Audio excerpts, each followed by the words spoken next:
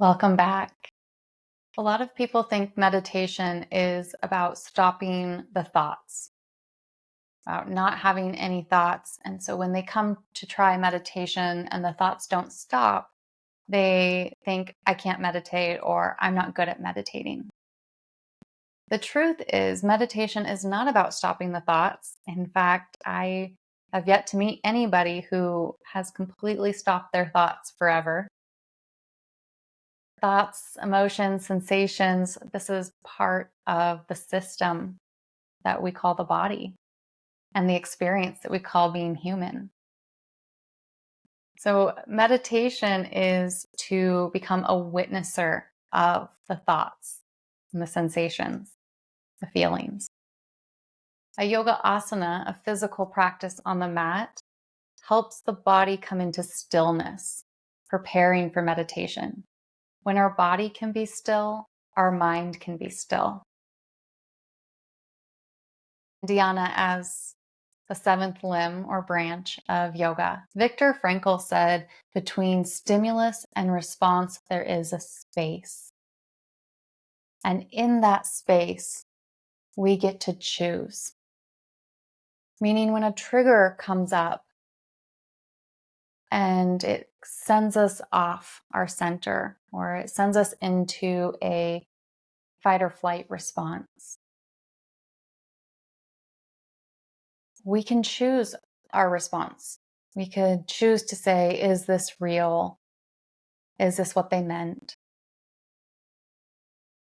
Meditation helps us to create more space between stimulus and response. If you've been in a reactive state where maybe we call it like a short fuse, and it doesn't have to be anger, but it doesn't take much from you to go from a stimulus, a trigger, to thrown off or in a spiral. Your meditation practice will help you become the witnesser of this experience, and over time will create more space so you can pause and be less reactive. This is incredibly helpful if you're a parent, if you have children. Somehow those little buggers know just the right buttons to push. And maybe that's intended. Maybe it's to show us what we need to learn or where we need to grow. So let's try a meditation together today. Find a comfortable seat. If you've been sitting for a while, you might like to change the cross of your legs or change how you're seated.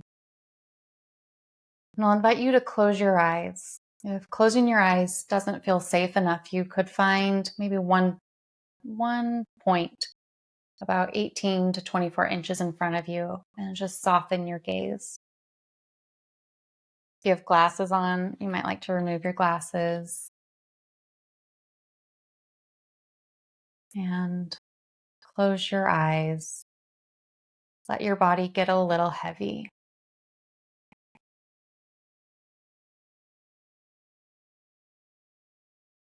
Let your body breathe you, and see if you can just witness how your body is breathing you without needing to change your breath.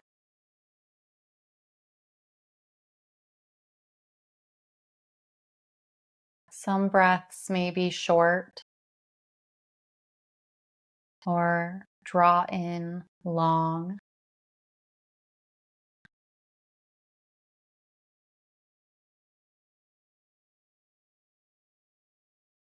Some exhales may take your body a little heavier, a little more relaxed.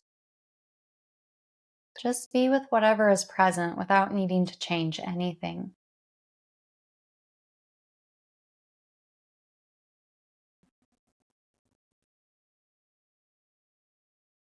Continue letting your awareness soak up more of your breath.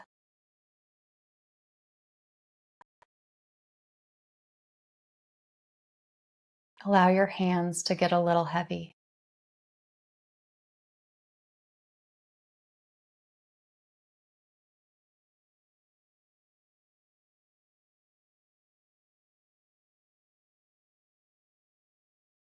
If your mind wanders, that's completely normal.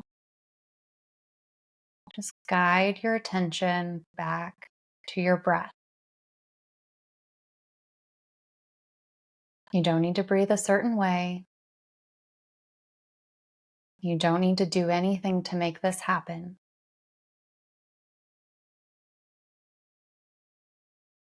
This is a process of subtraction, of doing less. Let your body relax.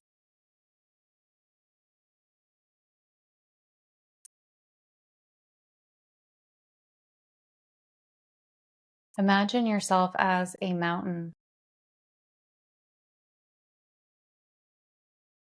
steady, sturdy, grounded.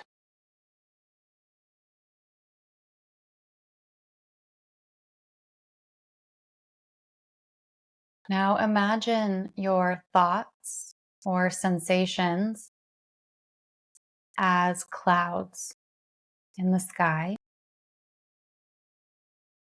breaking around you.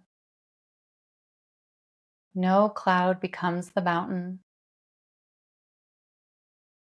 The mountain is not the clouds.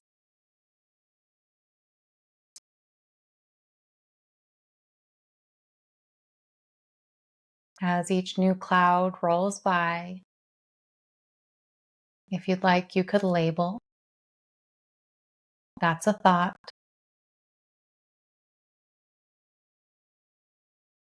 That one's a sensation.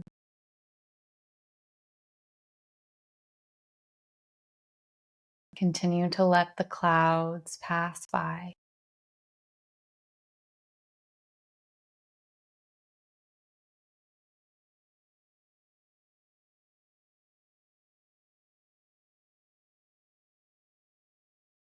There's nothing else to do. There's nowhere else to be. Just here, just now.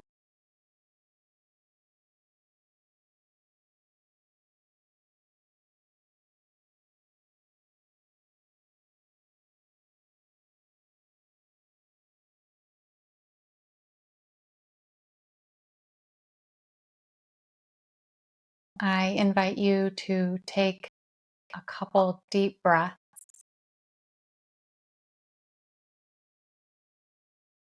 before opening your eyes and coming back.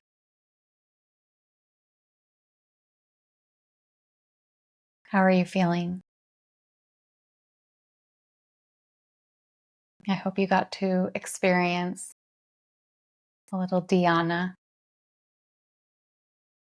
Meditation is a practice, and that means it's a training. We come to meditation to train our mind so that when we are in our daily practical lives, we can use our skills